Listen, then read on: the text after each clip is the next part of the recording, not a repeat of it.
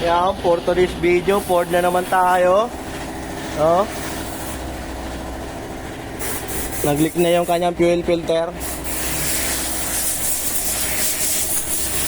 Yan. Di ba?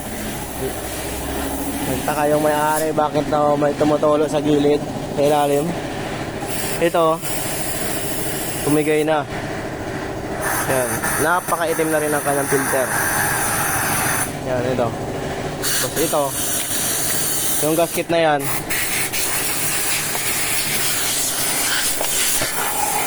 Yan. Yung gasket na yan, dito kasi nakalagay yan. Ngayon, pag hindi yan gaanong mahigpit, tatagas talaga yan.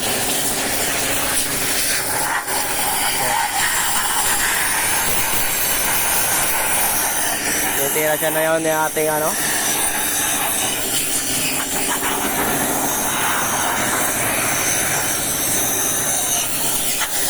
Pag magbabalik yan, may mga araw lang yan. May mga guide yan, oh. So, may araw. May araw. May araw din. Diba? Yung sa taas, ganon din yan. May araw din yan.